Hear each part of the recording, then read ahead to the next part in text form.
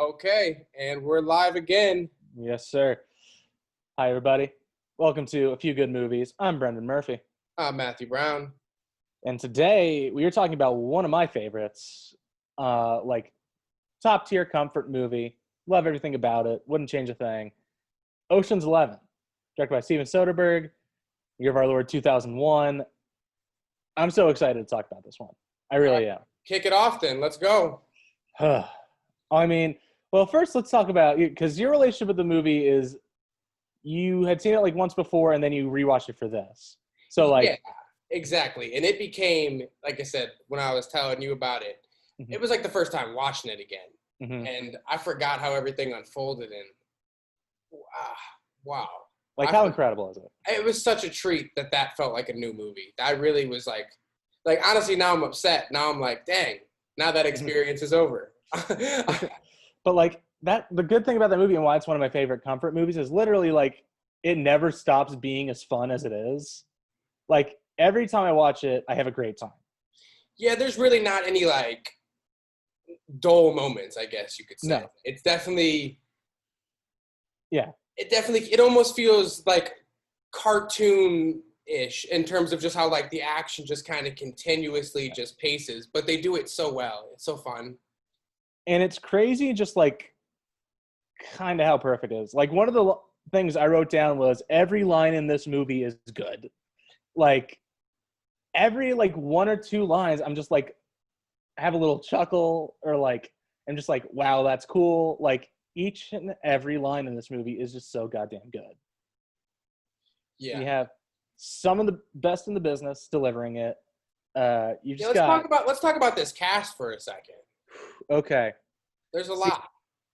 I'm wondering how I should do this because I have my whole like big old thing that I texted you like when I was first watching the movie for this. Mm-hmm. I have a whole bunch of table setting for this cast. Okay. Um, but yeah, I mean, we got Clooney, Pitt, Damon Roberts, and then Garcia is the other one who makes the poster. Those are the five above the title.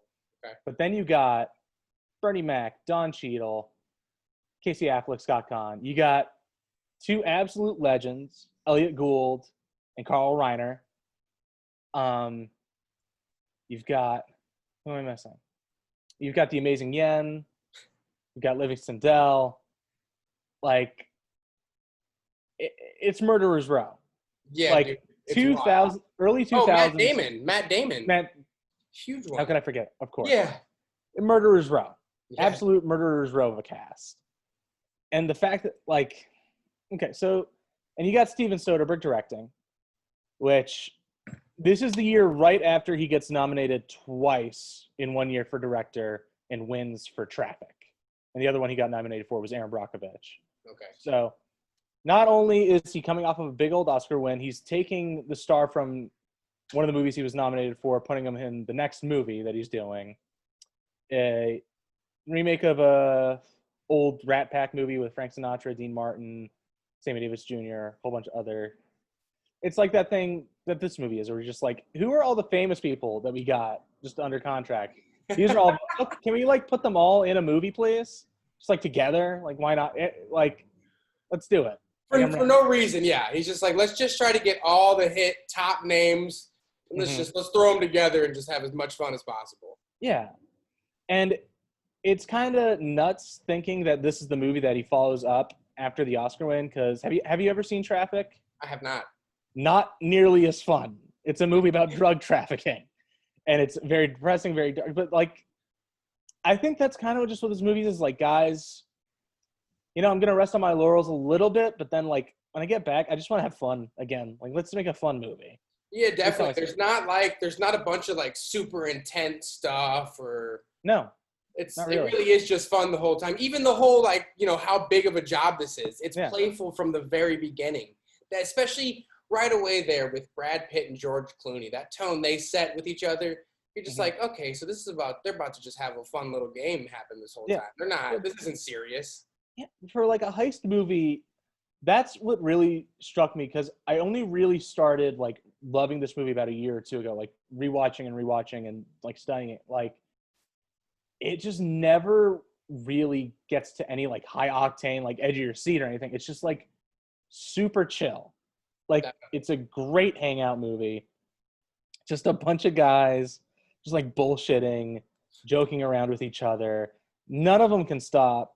There's a great moment in 12, which is what we're going to watch next, that we'll talk about. But like, they all are just trying to one up each other, be the smartest guy in the room, say the funniest or smartest thing at all Yeah, times. wittiest, all of it. Yeah, it Yeah. really is just a bunch of, and it's I don't even want to say it's like ego because it's not that at all. But it's just like they're just No, it's just like that's how they're programmed. yeah, literally they're just like, all right, let me just be a little bit better than him at this, even though we're doing the same thing. Yeah. Well, it's just like, it's a bunch of the best actors in a room together. It's like when you get the dream team, the Olympics with Jordan and Shaq and everybody like that, where it's just like, obviously they're going to try and see who's really the best and compete with each other. Like that's going to happen. You can go to like an actual game if you watched The Last Dance. There is in the gym when the dream team goes against each other, and it's like Magic versus Michael, and they talk about how that was probably one of the most intense games ever, just because they were all like, all right, let's just see who's the best, and they started talking smack and essentially, exactly how these guys treat each other in this movie. Yeah, that's a perfect reference. Yeah. Okay, so let's do a little table setting where everyone is in their career. Like I just said, Soderbergh, he just won an Oscar the year before. Clooney is like finally starting to hit his groove. He has Oh Brother, Where Art Thou and Three Kings around the same time. He's in Thin Red Line. Pitt is like just rocking it. He's just been in Fight Club. Got Snatch. He's been nominated for one Oscar, 12 Monkeys. Damon has already won an Oscar, nominated for Best Actor and wins for Screenplay. Obviously, he has all of his big movies, Good Will Hunting, everything like that. Yep. And then, Roberts is coming off of her Oscar win for Erin Brockovich. Okay. It's crazy to think that all the momentum that these people have, and then they all get together to make this one movie.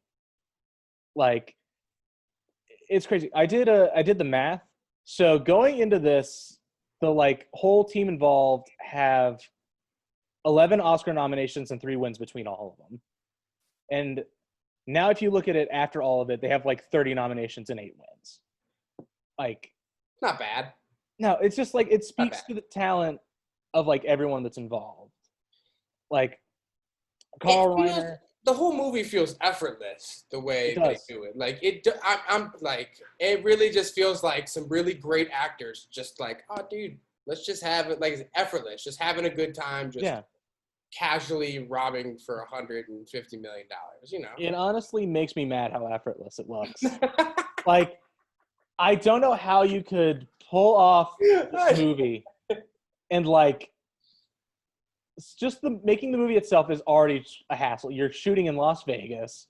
You got 11 people in a room at the same time all the time. You've got some of the biggest stars in the world.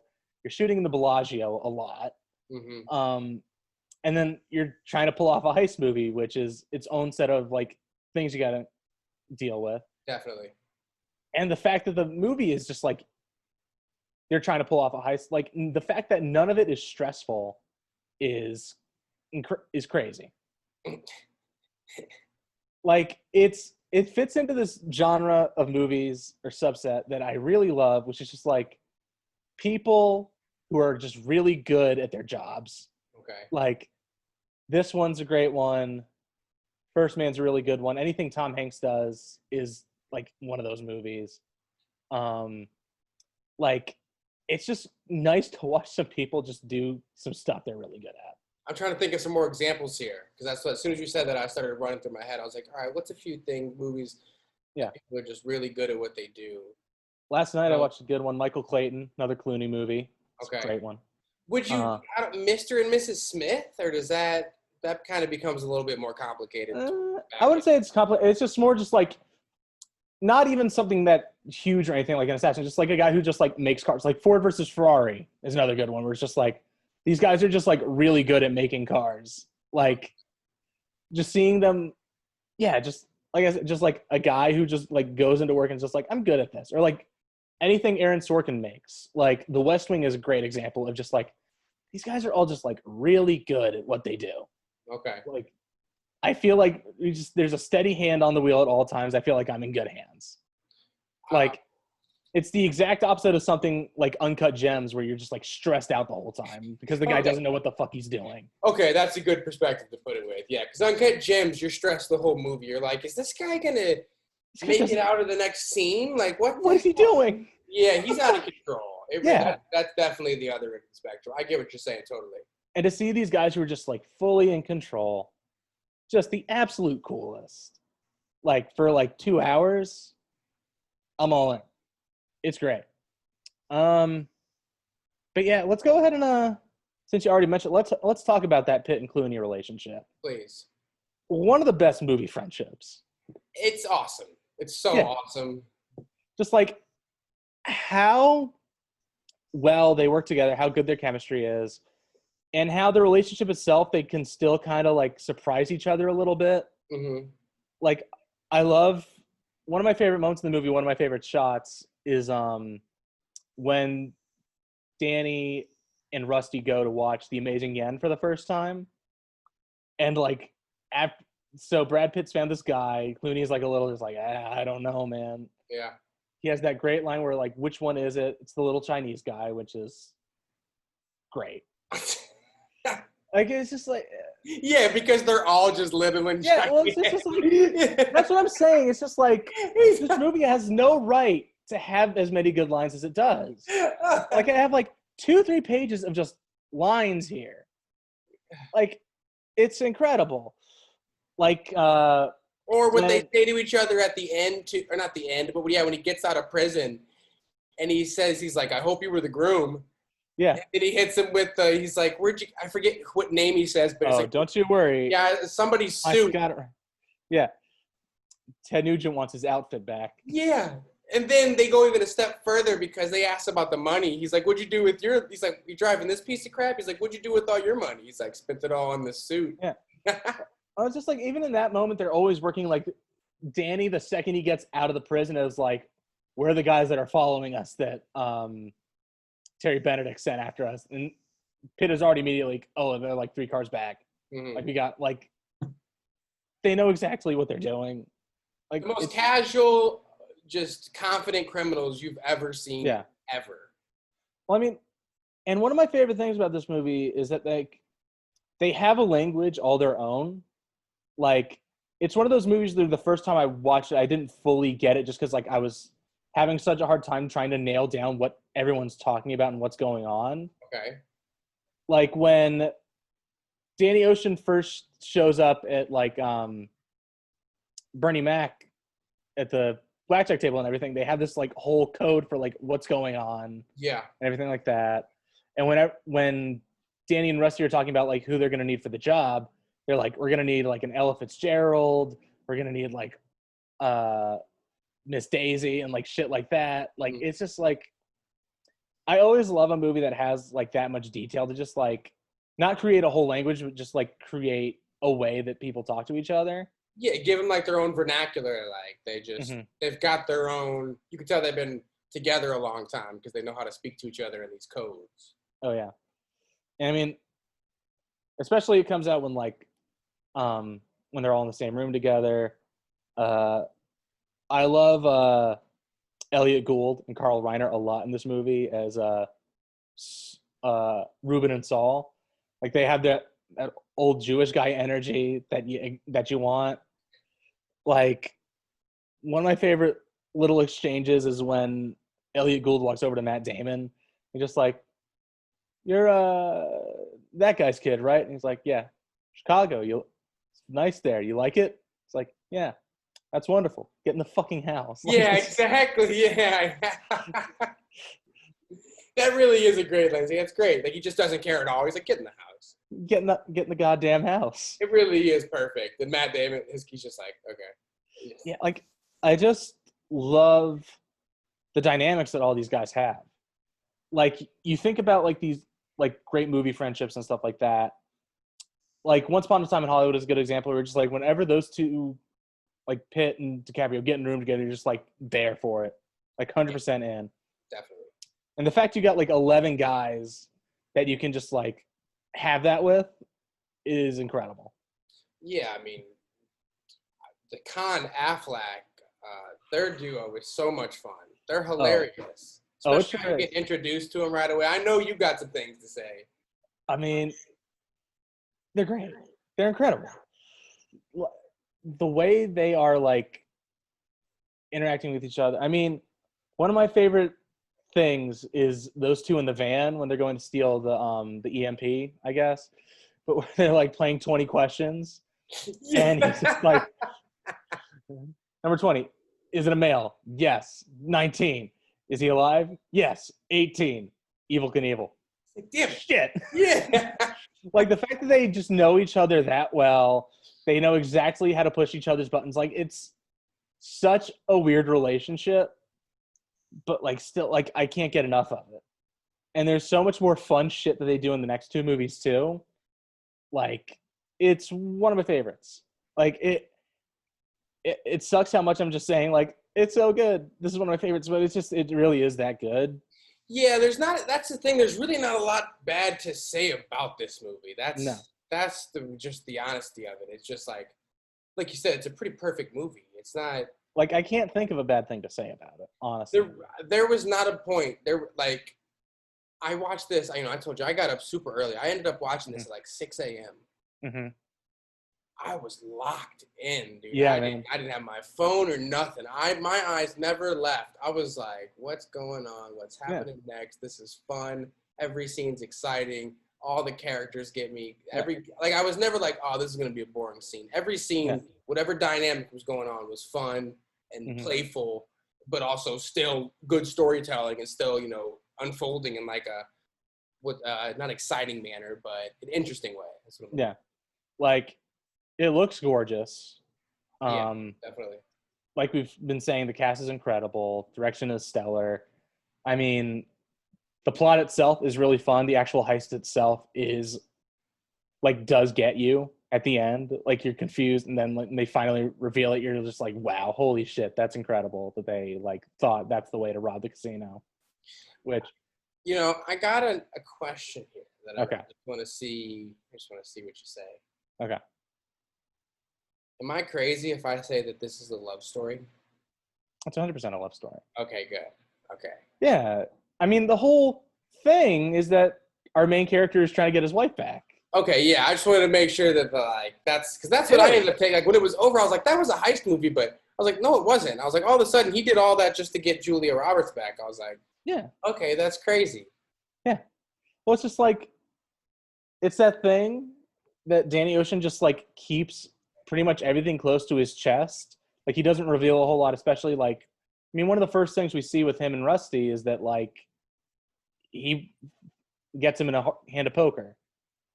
Like Rusty thinks he's bluffing, who is this guy who thinks that like he knows this guy to his core, like he can read him, everything like that. But like Danny Ocean still just has like something in his back pocket. And I think the movie does a thing like that too, where it's like you're looking at the heist for the most part of the movie, but like at the end of the day, it's about Danny Ocean, Julia Roberts. Yeah, and then you can see that's his motivation because that's why they have these 2 or 3 scenes, where he approaches her and tries to, reconvene all stuff. And I love how smooth when he does the buy at the end and he slips in that phone. Of course. And then all of a sudden it gets, oh man, it's just. Well, it's just like, once again, like each of these characters is just like cool and smooth through and through. Like Danny Ocean's one of the coolest characters ever. Like when it started, I immediately was like, now I know why my mom was obsessed with George Clooney. Yeah. I was like, look at this guy. Yeah, I mean, him and Rusty both just got it locked down. What, Brad Pitt? I mean, yeah. Yeah, which this is like peak Brad Pitt eating to look cool. Like there's so much good like Brad Pitt eating in this movie. Peak Brad Pitt eating to look cool. That's good. Like, listen, we all know it's a trope that he does. He likes to do it a lot, but this is like the best one. Like, it's this in Moneyball because he does a lot of eating in Moneyball. The sunflower seed budget on that movie has got to be astronomical.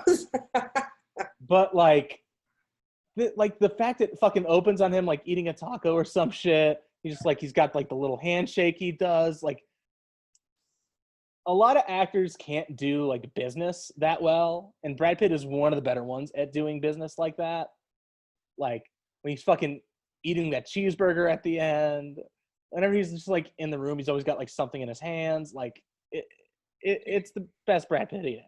Brad Pitt is so sharp and on it, and always he just always comes. You want to talk about a professional? That man comes correct. I've never once been like, Brad Pitt sucked in that. Like even going back to like True Romance, where he's got a minimal part. Yeah. It's incredible. Like you want to talk about somebody who, you know, we're going back to the theme. If you like to watch movies of someone who's just really good at their craft, they could just make a documentary about Brad Pitt. I'd go ahead and sit down and watch all that. Well, I think that goes into the character too, because Danny is still kind of a loose cannon. I mean, he sets up the whole thing and lies to everybody about what the job is. Okay, yeah. Like that. Rusty is the guy who is always like knows what to do, is the consummate professional, knows which directions to go in, knows that. Like the reason that Danny Ocean goes to Rusty at the beginning is because like Rusty's gonna know what to do. Right. Like he's gonna know how to set it up. He's gonna know where to find the people. Like the guy knows how to fucking do what needs to be done. Yeah, Rusty makes plays for sure. Yeah. Well, I mean, it's just like even he surprises the other people in the room how much he knows and what he's doing. Like when they're laying out the plan at Ruben's house and the Amazing Yen asks a question in Chinese and Brad Pitt is immediately just like, no, we already got that. We're all good. We, like, okay, yeah. And Don Cheadle just like gives a look and is just like, that just happened? Excuse me? Like, what's going on here? That's okay. You're right. That brushed past me watching it. I completely forgot about that. That's an excellent point. He does just he's got information about everything, it seems like. Yeah. I mean, it's why, like, he's the one giving all the, like, lowdowns on all the people when they're going down the list and everything like that with that big old montage, which... My favorite. I always loved it reminded me of the let's get the team together Fast Five montage. I was like, I'm excited. Yeah. Who we're bringing? Come on. Which, this is a really good one. Like, you got Bernie and Mac pretending to be sick to go to Vegas and everything like that. Mm-hmm. You've got the introduction with the two brothers where one of them's in the big old truck and then Casey Affleck has the little RC car and they're going to race. Yeah, and he just runs it over. It shows that dynamic immediately when he starts laughing. You understand immediately. This is going to be fun. These guys. Oh, 100%. You got Livingston Dell working for the CIA, freelance, everything like that. And then, man, I love how they introduced Carl Reiner in this movie. Him at the races, Brad Pitt coming up to him, and him just going like, I saw you like 10 minutes ago. Mm-hmm. I saw you before you woke up this morning. Like, and it's just like, it's so good. Dude, I think we got to talk about Carl Reiner for like a second. Okay, come on. Especially because he just passed, which was very sad. There's a lot of like good stuff about over the last couple of weeks. Like, did you see the thing with the Princess Bride like remake they kind of did? No. Just like a bunch of celebrities and shit like did like 1 minute little snippets of Princess Bride, and they basically edited it together while I guess everyone was in quarantine. So it's just like actors doing different scenes from like Princess Bride and edited together, and it could actually flow like the movie. Okay. And like the last scene is Rob Reiner is playing the grandson that is having the story read to him, and Carl Reiner is the grandfather reading the story and everything. And like the last image of Carl Reiner on film is saying to his son, "As you wish," from Princess Bride. Like, that got me in my feels. Like, I love that movie. I love Rob Reiner. I love Carl Reiner. Like, and I'm sure to have his father be in that movie one last time, like, I think like weeks before his passing, and then do that was kind of crazy. Really. But also, I mean, there's also the fact that we got to talk about the man is a legend coming into this movie. Like, if you're going to have someone be like an old guard type figure for this movie, like, he's the guy. Like, the man has 11 Emmys for what he did on television all those years ago. Like, and he's another guy, which I think everyone is, but like, he's just hitting dingers all day long in this movie. Like, I love his character. It's Saul. Saul's his name, right? Yeah. Saul, dude. Saul is. That thing. I forget, I think it was Damon or something. One of them, they asked him like if he was ready, and he got mad, and he was like, what the kind of question is that? He said, get the hell out of here. No, it was Danny that asked him. Okay. He just like very quietly goes, Daniel, here's what it is. If you ever ask me that question again, Daniel, you will not wake up the following morning. Yeah. Like, that's the thing. Like, that's perfect. Yeah. You look at him and everything. I think that's what's great about the characters. Like, you don't assume as much from him because he's the older guy. You think they just kind of have him because, like, he's going to know a lot more stuff and everything like that. But, like, he brings so much to the table. Like, you underestimate just not, like, how good he's going to be in this movie, too. Like, he has so many great scenes. He's, like, the one kind of father figure that Daniel has. Like, everyone kind of comes to him for, like, elderly kind of, like, advice, elder statesmanship kind of deal. Definitely. Which could have been easy for Elliot Gould to have that, since obviously they're in his house. He's the super rich one, like, and everything like that. But he's, like, really quietly the heart of this movie. Like, I know how you said that this was a love story, and I think the stuff with George Clooney and Julia Roberts has that too, but, like, it's a great male friendship movie, which we don't have a ton of, just, like, movies with good male friendship all the way around. Yeah. Like, I think there's this. I think Magic Mike Double XL is a great example. That's one of my favorites. Everybody Wants Some is another good recent one. But, like, like, as much as these guys, like, bust each other's balls and, like, shit like that, and always kind of competing with each other a little bit, like, they all, like, I feel like they just all love each other, and that's the other reason they're doing this. Is just like, can we just, like, hang out again for, like, a little while? Get together get the band back together. Like, we'll all go crash at Ruben's house. We're going to go stay at the Bellagio for, like, 4 weeks. Let's just have, like, a good time. I'd do that. I'd go hang out with my friends if that was what we were talking about. I'd be like, for sure. Especially this day and age. Jesus Christ. Oh, man. I'd love to hang out with my friends. Good Lord.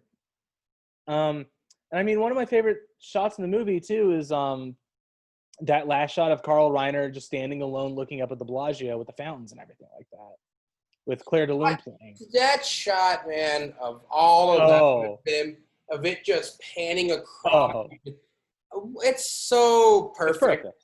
They're just not saying anything. You just know they're like, I mean, we did it. We pulled it off. It shows, it doesn't cut. I love how it just pans and just gets everyone. Yeah. Well, I said that in the middle of watching it. I was like, the shot that is currently going on is incredible. Like, this thing is so nuts. It's everything. It's the shot itself. The music choice is stellar. Mm-hmm. Like, that, whatever arrangement of Claire de Lune that is like, it's perfect. Yes, yes, absolutely. I remember commenting on the music as well. Yeah. Music is... It's great. It was almost as good as... No, I'm not going to go this far, but, like, it was almost as good as, like, the opening scene of 2001: A Space Odyssey. Mm-hmm. Yeah. But that same era, same type of music for sure. I mean, even just, like, the score itself is really good. Like, since it's a remake of an older movie, the fact it's going back to a genre that isn't done as much anymore, like, it has, like, a really nice mix of old and new. Okay. Like, it has that, like, bass of, like, kind of older jazz, and it has, like, a little, like, kind of techno in it, like, a little bit. Like, it's a really good score. Like, I think how the scores felt.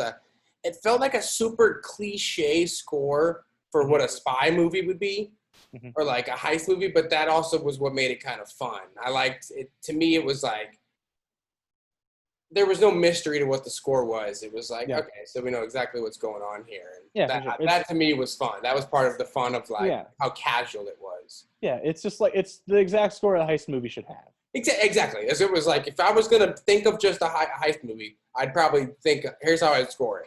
This is where I go back to where it was like almost like a cartoon of, like, it's almost like the most cliche things happened, but they were still executed flawlessly and, I mean, like I said, as casual as could be. Yeah. Well, it goes back to this, like, great saying of, like, it's not the song, it's the singer. Okay. Like, we've seen a movie like this 100 times. Like, heist movies, everything like that, we get the team together. Like, I mean, we watched Fast 5 too. That's another one. Like, it follows the same plot, same formula, and everything like that. Same, yeah. and you see the way that someone like Soderbergh would do it, and you see how someone like Justin Lin would do it. It's just like different variations of that same formula. And I think this is like the perfect like classical kind of heist movie you could make. Definitely. Modern day. And with the cast that's involved with it, it made it for sure. It worked perfect. Yeah. Which maybe that's what we should we talk about the heist itself? We can, yeah, because we haven't really gotten into the details, like who they're actually robbing and what's going on here.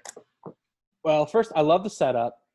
I love how the stakes are high. Once again, the stakes are super high, but we don't really feel them, which is, once again, the movie feels effortless, like we were talking about. Mm-hmm. But first off, it's crazy enough to want to rob a casino.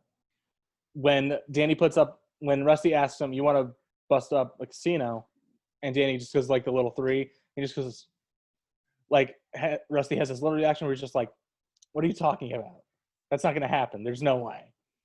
And when they go to Rubens and he gives the whole, like, the top 3 most successful robberies in the history of Las Vegas. Yeah, the one guy, the best one is the guy who was outside for 30 seconds and they shot him. Yeah. It's like the third guy, like, saw the doors a little bit.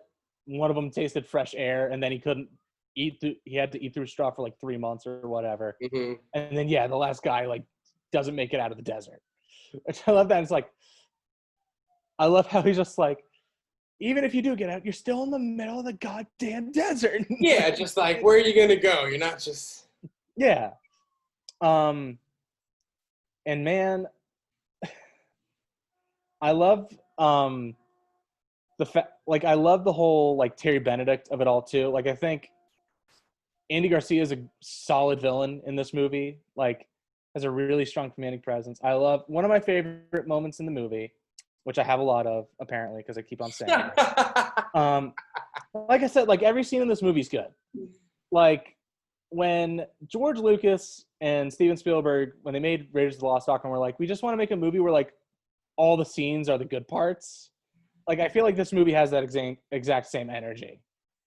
Like, yeah, but, like, when Danny and Rusty are both, you know what, Ruben? You're right. We can't do it.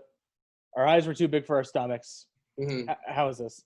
They have, like... What were you thinking? Dude, it's just... I'm trying to bring up all the things in the scene, because, like, I like how when they say, like, we're not going to do it, Ruben's just like, I know we all go way back, and I owe you for the thing with the guy in the place, and I'll never forget it. And then Rusty gives the good old, like, I've never been to Belize. Like, that's some good shit. But, like, when Ruben asks what casinos they're going to rob, mm-hmm. the Bellagio, the Mirage, and the MGM Grand, and then the biggest fork clank in the world on that plate, just like, those are Terry Benedict's casinos. Like, for like a movie that we said is so easygoing, they do set up the stakes very well. Yeah, absolutely, yes. Yeah. And then, of course, the heist itself is so much fun. Like, actually seeing all this planning, everything actually play out. Damon playing, like, the, like, kind of new guy at the office at the NGC who just, like, doesn't know what he's doing. The routine that him and Bernie Mac do is super funny. That is incredible. Right? Him being the... Might as well call it White Jack. That's one of the best lines. Yeah, he's like, cracker. He's like, you heard me? Wow, what a horrible thing to say. You know, Mr. Benedict, we here at the NGC, we support the hiring of all colored, and then just, like, the way that he jumps up. It's so perfect. And then that slip he does, too, of grabbing that key. I didn't even catch it the first time. My roommate, Nick, he was like, you need to run that back. He's like, that was the smoothest, like, snag of all time. I was like, what are you talking about? And we ran it back, and I was like, oh. Because Matt Damon even, like, gives Bernie, like, a nod, like, I got it, right there after he grabs it. And then it's so smooth. So well, it's such a beautiful way to, like, I mean, to think of that scene to like have to have that argument go about. So just in time, he has to grab it. So fun, so well thought out. Yeah. Which I think maybe we talk about Damon now. Okay. Because like, it's hard to like get your due in this movie because everything's so great, but like, and I feel like Damon gets a little overshadowed just because like you got Pitt, you got Clooney, you got Roberts, and everything like that. But man, Matt Damon is doing some stellar work in this movie. Oh yeah, he holds his own, no doubt about it. Well, I mean, especially like, there's always that thing about like heist movies are usually on the whole also about like making movies themselves, like tricking the audience. Like everyone has like the leader, the director, like all that kind of good shit. But like, you think of the trajectory that Matt Damon is on right now. He just won his Oscar 3-4 years before this for writing. Then he like gets fast tracked. He's in Saving Private Ryan. He's in Rounders, gets Dogma, like Talented Mr. Ripley. Like the man is just like he's on the fast track and he's trying to hold his own against all these guys. And it's the exact same character that it's the exact same thing that Linus is going through. Like he's just like trying to hold his own in this room with absolute giants. Yeah, because this is his like first time doing this, especially when all of a sudden Clooney, Danny gets thrown out. It's like, all right, you gonna do it? Yeah, you gonna nail it for sure. And then, man, the scene of them like going down to the actual safe, just him and Clooney, it's all just so much fun. You're talking about like when they cut the just like when Danny shows up on top of that. Yeah, well, like just when you see Danny on top of the elevator, he scares the shit out of Damon. And he's just like, "What? You didn't trust me?" And he's like, "Now I do." Yeah, exactly. He's like, "You really thought I'd sit this one out?" Yeah. When he pops up there, yeah, it's great. I love how he gets that big guy, whoever is his buddy or whatever, to come in and like pretend to beat him up so he can get out of that room. That's hilarious. And then the guy's just, it just. What's funny about that is it sounds so fake, and it's the worst. It's the worst, and the two guards just aren't bothered. Yeah. Well, that's another fun thing about this movie. It's just like they always know a guy. They always have a person on standby who's like, "Oh, we need this. Oh, we got this guy over here." Yeah, like, they're the most connected people you've ever seen for sure. Like the way they get the key card so that Livingston can go plant whatever like device he needs to so he can get into the cameras and everything. Mm-hmm. It's like they know all the strippers in the area. They know that the security guard is feeling lonely, so they get him in the right position with the right girl and everything. Like it's just, and like I love in the next couple movies when they like open up that world a whole lot. Okay. Just like, all these different characters that are going to come in. Like, I'm excited. I really don't remember the other two at all. So I don't even think I've seen 13. So yeah, I'm super excited to watch it play. I'm ready. I'm like, let's put it this way. I almost watched 2 and 3 right after the first one, but because of this, I was like, let me digest 1 and talk about it before I keep moving. Because I really wanted to go triple feature for one day. Yeah. I mean, it's a good one to go through. I mean, like I said, they're just so relaxing. Yeah. Like when you just have like an open like Saturday or Sunday, those are good trilogy to just be like, I'm going to watch all these today. It's like just trying to have a good time watching some movies. That's definitely the movie to watch. Yeah. Especially like they're super short. Well, not short, but they're not like, usually when you got to sit down to watch a trilogy, you're like, well, this is my whole day. But like the Ocean's movies like move by so quickly. Like, and it's such an enjoyable watch. I'd be, like I said, I was eager. I had to stop myself. I was like, let's go. I'm ready to keep pouring. Yeah. Like this trilogy and the Before trilogy are like 2 of my favorites to just like knock out in like a day or something like that. The Before trilogy? Yes. Have you seen those ones? Is that Before Sunrise? I haven't seen them, but I've heard there's some incredible acting in those. Dude, I'll tell you what, there's like basically if you want to watch all those movies in one day, it's like 4.5 hours, maybe 5. Okay. Like they are so easy to get through, and they have the same kind of feeling that this movie has. Honestly, Linklater is one of the best at capturing that like good hangout movie feeling. Okay. Like every one of his movies are usually ones I can just like sit back, relax, and just like feel the flow of the thing, no matter what. Like Dazed and Confused is probably my favorite hangout movie. Yeah, you and me might be right on the same page with that. You want to talk about a movie where you just go hang out with some friends. You put on Dazed and Confused. Yeah, you literally are just like, I can come in and out. I can have a couple drinks or something like that. Like, it's just so easygoing. Definitely. And those movies have that same feel.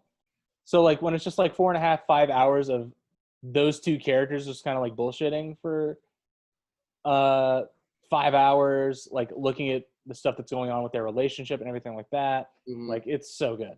Okay, I definitely need to watch it. Actually, the acting school I go to, Playhouse West, shout out to Scott Kahn, actually. They always talk about that movie, and they're like, if you want to just watch a movie with two people getting in a room and just living the circumstances out together, they're like, go ahead and watch that. Go ahead and sit and watch those, because it's some really good stuff. So it's been on my radar. I just haven't got around to doing it yet. Dude, I might have to force you to watch those, because, like, they're right. Because it's just those two actors, at least for the first two movies, it is just those two for the most part. They might meet another person, like have like 2-3 minutes with them or whatever, but it's just those two. It's a lot of long takes, a lot of dialogue. Like, it is super impressive to see Ethan Hawke and Julie Delpy like pull those movies off. Yeah, and just like stay in it like that. And I don't have access to it right now. That's probably the biggest thing. I don't own it. I don't have it on. I'm sure you probably have. I'm the access. What are you talking about? I was gonna say, now you're my plug. You're my movie plug now. Yeah, I'm the connection. Like, I got it.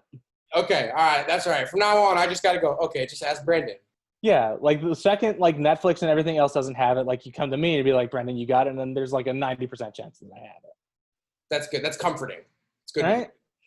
Like, dude, I'm looking at that Before trilogy box set right now. It's gorgeous. I love it. It's one of my favorites. But back to Oceans. Yeah,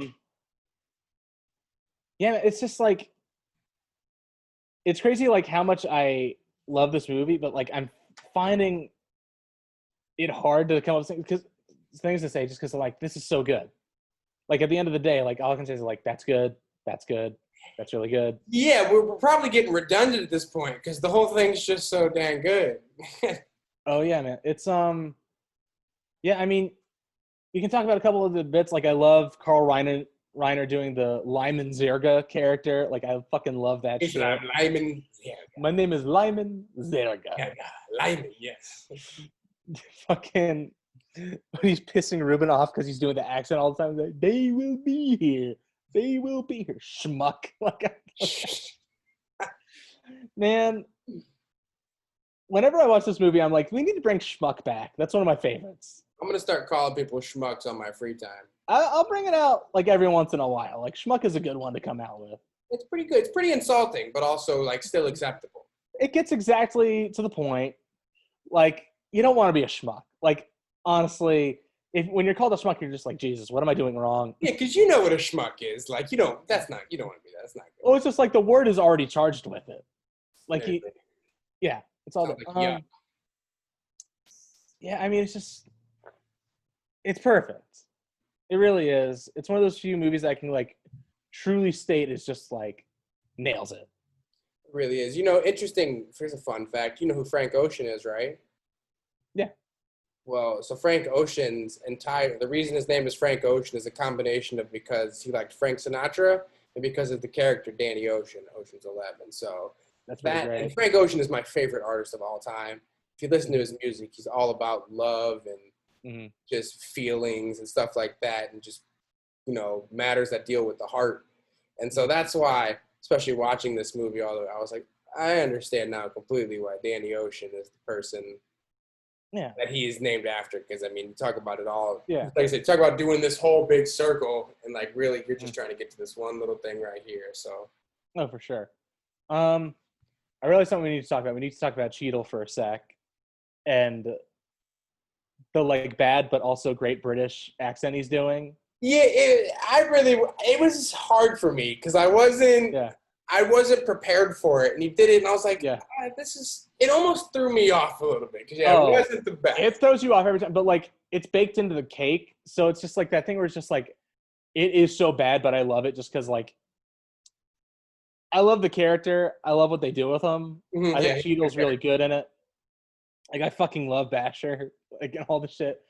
How they're more confused by the shit that he says than the Amazing Yen and everything like that. It's hilarious. Yeah, the stuff they're like, what? Barney Rubble, Yeah, trouble. yeah. He's like, you're in rubble. They're like, what? Yeah. You're Barney Rubble. Trouble. Like it's that's fantastic. It's great. Yeah, I mean it's crazy to watch a movie like this, how good it is, how well it did. I mean, it was a huge hit, obviously, with all those star power and everything like that. Like how a movie like this doesn't get made anymore.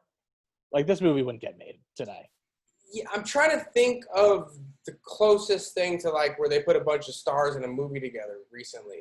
I mean, the last time was Ocean's 8, probably. Yeah, well, maybe you could say we could go to Avengers. True. But like I don't even consider it that has that same thing because you're not selling the movie stars, you're selling the property. You're selling Iron Man and Hulk. Yeah, And, yeah, that's fair. You're watching those guys. You're not watching you're not just watching those guys because they're the best actors. They're just like they got the right role. Yeah. Like the draw for this movie is the fact it's got all these people in it. Yeah, you read the line, you're like, holy shit, I have to watch this. There's no way this could be bad. Like who's not going to go see that movie? I wish that movie was out in theaters right now. I'd go see Oceans in theater right now. Well, you probably couldn't, which is unfortunate. But I get what you're saying. Man, they're opening them up, I guess. Finally, huh? That's a mistake. Yeah, we'll see about that. I just want to see Tenet, so I might go sit in a corner away from everyone and go see Tenet, but we'll see. Yeah, we'll try. We'll see, man. But like, man, it's crazy that they're like. I know they aren't doing it here yet, but like, I like checked like showtimes back home and everything like that, and it's just like, yeah, they're filling them up. This isn't good. Yeah. Well, they're not doing nothing here yet. I mean, no. I couldn't even get my hair cut. I was supposed to do that today. It's still closed. I was like, you got to be kidding me. Yeah. Anyway. But yeah, that's the other thing too. Is just like, obviously during quarantine and everything, we've all been going back to like comfort movie picks and everything like that. Definitely. So like to see a movie where it's just like guys hanging out, having fun, like in Vegas in a big old crowded place, like it was really nice to revisit it again. Because I think I've watched it like maybe 2 other times since quarantine has happened. Like, it's just, like I said, it's one of those movies I can just like put in every time and just be like calm for a little bit and not have to worry about anything. Like, it's so soothing. You know you're in good hands as soon as it starts. You're like, all right, these guys got it. Yeah. Well, just because that cold open of him in prison, just like already like schmoozing with the parole board or whatever, just like already so cool. Just like when they ask him like, you've been accused of all this and everything like that, you've never been charged except this one time. It's like, well, like you said, I've never been charged. So just the coolest guy. So cool. Yeah. When they ask him like why they think he got caught that time, it's like, well, my life had left me. I got in a self-destructive pattern. Do you think it would happen again? Well, she already left me once. I don't think she'd do it again just for kicks. Like, it's just like immediately just like, God damn it. This guy has the perfect response to everything. Yeah, you get mad. You almost, like you said, you almost get mad at his response. You're like, why is this guy so fucking cool? It's just like, Jesus Christ. How does this guy just know what to say, when to say it? In every situation. Yeah. He just like has so many good moments. Like one of my favorite little gestures he has is when he first sits down to dinner with Julia Roberts when he's like, whiskey. Like I love that shit. Like, that's great. Just like, it's a great drink order. It's just like whiskey. Like, that's great. Yeah, it's just like, it's that thing where you just like get a bunch of movie stars together, which is crazy to think we live in a world with so few of them now. Like, I feel like they're a dying breed. Like, I don't, honestly, except for like maybe Pitt, DiCaprio, Cruise is still kind of one, but he was shaky for a little bit. I'd say Christian Bale. Yes and no, because he's had a couple movies not do too well either. Okay. Like, okay, it's just that thing where it's just like, I think we live in an era where like movie stars aren't really a thing anymore. I agree. That star power poll is not what it used to be, and it's not. I agree. There's definitely. I think it's because there's so much out there nowadays with just so much access to films. You know, you used to have. If it wasn't released through a major studio, you know, most people weren't seeing it. Nowadays, you've got so many Netflix shows, all this, that, like, you get this. It's hard to stand out in a crowd of so many. You know what I'm saying? Yeah. Well, I don't even think it's that. It's just that, when people used to talk about movies and selling them, it's just like, we're going to have George Clooney in the movie. We're going to have Brad Pitt in the movie. We're going to have Julia Roberts in the movie. And they would sell the movie, by themselves. Like, it wouldn't matter. Like, Leonardo DiCaprio still has that power. Like, people will go see a Leonardo DiCaprio movie no matter what. Sure. I know I would in a heartbeat. Yeah. Like, I can't think of the last time a movie that guy did underperform. Like, maybe J. Edgar, which I still think even, like, made its money and everything like that. I think that movie is good. I think it's more of just, like, unless you really are interested in that subject, it can be a boring movie because... No, but it's just, like, even, like, a misstep like that, like, I still feel like people went and saw it. It got its Oscar nominations and everything like that. But, like, that's not the way people sell movies anymore. They sell movies off the property. Definitely. Like, it's like, the big movies that we were all waiting for are all like Pixar movies or Marvel movies or the Fast and Furious movies or like something like that. Like, it's not, I want to go see that movie because Vin Diesel's in it. I mean, I do that, but not many other people do. Definitely. You're spot on here. This is a big, you're hitting home right now. Like, it just like, like Tenet was really the only one, but then even then, like, that's a Christopher Nolan movie. I was going to say Nolan's the pull there. That's a director pull from there. Yeah. And, like, we just had the whole, like, DC fandom thing where they premiered all the trailers, and it's just like, like, once again, they're just, like, they're not selling the actors in the movie itself, they're selling the property. Like, now, dude, did you watch that Batman trailer that came out over the week? Shit looks great. Like, come on.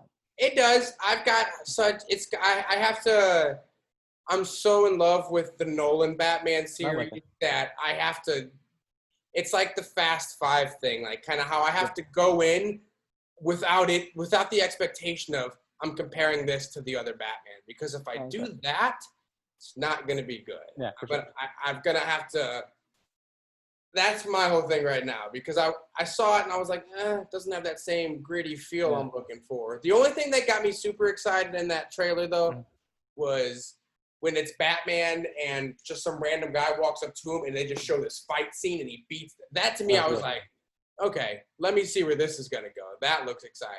See, I think the thing that really sold me was Farrell. Like, as Penguin? Yeah. Like, the fact they fucking did that shit. Yeah. They fucking covered him up. He doesn't look like himself at all. Yeah, I didn't even know. That tells me him. They're going hard for it. Like, they're going in. But, like, compare how they're selling that movie to how they sold the original 1989 Batman. Where it's just like, I think it was just, the poster was the bat symbol, and it was like Keaton Nicholson. It's like, that's the thing. Like, they were still the pull. Like, they paid Jack Nicholson a ton of fucking money to be the Joker. Because they knew if Jack Nicholson is in a Batman movie, like, that's going to make everyone take it seriously. It's going to make a fucking ton of money. Definitely. And Keaton as well, but, like, Nicholson is, like, what everyone remembers. Yeah, we're talking about 1992? Or no, 89. That's Jack Nicholson time. Yeah. Brody was in his prime. For sure. And then the same with, like, Returns and everything. Like, you got Keaton, Pfeiffer, DeVito. And then, of course, like, the third one was Kilmer as Batman. And then fourth one's, like, Clooney. Like, the movie stars were still, like, super important to selling movies like that. But 100%. Now it doesn't matter. You can, like, plug anyone in. It's all good. It's really, it's really more, like you said, you're nailing it. It's more about selling the actual, like, story itself these days than the actual actors and, like, the stars. And how do you feel about that? I'm almost like that. As somebody who wants to be, trying to get into the industry in terms, I feel like that opens up the playing field a lot. It doesn't really close the doors as much. That would be the optimistic way I would be looking at something like that. I don't know how I feel about it one way or the other. I think there are pros and cons like there is for everything. Okay, sure. It's just the thing that makes me sad is that we don't have movie stars anymore. Yes, like, I mean, that a movie like this doesn't happen today. You're right. Except, like, the only reasons that something like Ocean's 8 happened was because it was already this pre-established franchise. Yeah, that's the only thing that sold it, that it was a remake, and they did it with like 8 girls, right? Yeah, it was like, and you did get some movie stars in there with Sandra Bullock and Kate Blanchett, and you had Anne Hathaway and stuff like that, but, like, it still just, like, comes nothing close to, like, what this cast is and what that cast was for that time. Yeah, dude, definitely. You're spot on. And like, it's just like I watched I've been like trying to rewatch Few Good Men again recently, and it's just like that too. Where it's just like Cruise, Nicholson, Demi Moore, like it's that thing where like the above the title like actors like I don't know, like they just don't have that appeal anymore, which is sad. Yeah, it used to be so much more driven, talking about 80s, 90s of like the star power. Yeah. Or really even before that. I mean, that's kind of how the film industry's been up until now. It's always been about that star pull, essentially. No. Would you agree with that or not? Please. Yes and no. Yeah. Well, actually, can you give me the question one more time? Like I said, that basically up until like now, the movies, like the pull of the movie, like the star in the movie has kind of always been the biggest thing. And within the film industry until now, like this is almost not uncharted water, but it's a new era. Yeah. Well, I mean, I think it started around like early 2010s, like 2012, something like that. But I feel like, I mean, movies were sold off of. It's kind of weird because I think a lot of movies were sold that way. Where it's just like, let's put a big old movie star in it, it's going to make money. Mm-hmm. But like, in the 90s when like independent cinema really started like getting rolling, like, you look at something like Clerks or even Reservoir Dogs and stuff like that, which that's a great point. People were like, obviously Harvey Keitel was a movie star, but the rest of that cast is like character actors that like only people like us will know. True. So it's just like it's a case-to-case basis thing, but I think the movie, like selling a movie with movie stars, has gone downhill. Like it just like doesn't happen as much. Sure, it's trending in the wrong direction. Yeah, like I think, like you have a movie like Once Upon a Time in Hollywood that's gonna sell because it has Brad Pitt and DiCaprio, and it's a Tarantino movie. Yeah. Like you sell that movie because two of our biggest and best are like in a movie together, and it's by Tarantino. Yeah, it's easy for that one.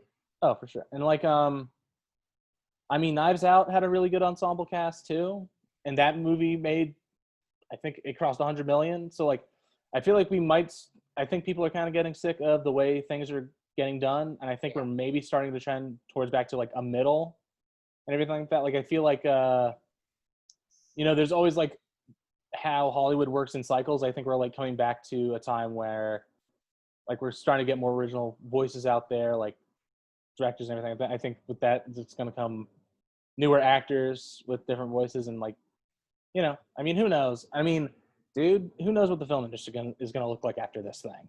Yeah, it's crazy. I think as long as there's a treatment, there's something, there's a vaccine or something, I think the film industry goes back. I think there's going to be protocols, things might change a little bit, but I don't think there's going to be this momentous shift in the film industry. I could be wrong, but yeah. I mean, it's also that thing where it's just like how movies are going to be released and sold, because like now you got VOD taken over. At least it has for the last like 6 months. No, yeah. I mean, people were considering, they were trying to push Tenet to get released on it. Of course, Christopher Nolan wouldn't do it, but. Yeah, which I tell you what, now that he's trying to finally release it, I wish he'd just push it back. Like, I think this is irresponsible. What he's doing right now, this release early, and like, I don't understand the release right now. It's like, he's like missing out on both ends, the whole video on demand audience and the whole theater audience, because he's got like this half and half thing going on. Well, it's not even that. It's just like, dude, you're going to make us all go to the movie theater right now? Like, you can't wait like 4 or 5 months. It's going to be harder to enjoy the experience knowing that, like, people are probably thinking about other shit when they're sitting in the theater. And he's just like, he's putting people in danger. Now, I don't know if it's like Nolan exactly, but like whoever's making the decision to like be putting Tenet out right now, like that's irresponsible. Like, yeah, it's I don't think it's the best decision. No. Like, listen. Now, I'm going to gush about the Fast and Furious franchise a little bit because that's just what I do, but like they did the right thing where they're just like, we're going to move it a year. Like, we're not even going to touch this. Mm-hmm. Like, and I get if people want to like release their stuff on VOD, I think it's been paying off for people. There's certain things you can release in VOD. Yeah.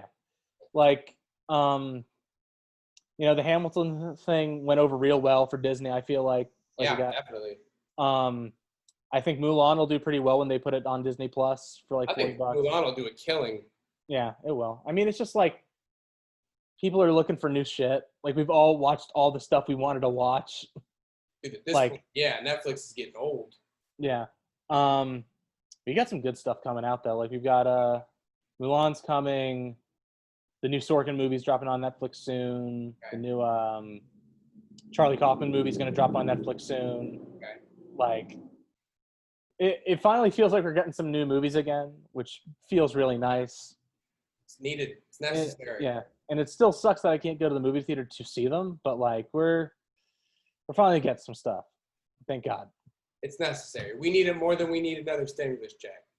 I don't know. I'll take the stimulus check. I'll take that stimulus check anytime. I'd take one too. I'd take one too. I mean, how else am I gonna pay $30 for Milan? Like, I can't do that without the stimulus check. That's crazy. All right. So yeah, man. Any final thoughts on Ocean's 11? Not really. I mean, I think we've said it's perfect enough times. Like, I agree. I hate to not have any sort of opposing views to like challenge anything, but yeah. I mean, it's just like, also, I mean, we talked about like the context of like everyone's like red hot right now. Soderbergh's got an Oscar. Each one of the stars is only going up from here. Like, it's just like this perfect lightning in a bottle kind of movie. That's a good way to put it, lightning in a bottle, because they caught all these actors right at the right time for the right movie. And I think lightning in the bottle is perfect. They really struck gold on this one. And I can't wait to compare it to 12 and 13. Hopefully 12 is going to be one we got a lot more to talk about. That movie is nuts. Like, it's crazy that this movie made so much money. They gave Soderbergh the reins to just like do whatever you want because it made so much money, and that cast was going to make money no matter what. Yeah. Like, that man goes kind of crazy in that movie, and I love it. Like, this one is perfect, just like all the way through. Mm-hmm. I feel like Ocean's 12 is like a flawed, not even flawed masterpiece. I think that's dumb, but just like it's a secret masterpiece that people overlooked because they didn't think about it in the right way. I feel like. Okay. Like, that movie we're gonna have a lot of stuff to talk about with that one in 13 because we got our boy Pacino in 13. Man, my God. Always looking forward to a Pacino talk. Oh, for sure. All right, guys. So thank you all for watching. Please like, share, subscribe. We'll have all our social media down in the description below. Yeah. I think that's it. All right, people. Until next time. And that's right. Thanks, guys, for watching.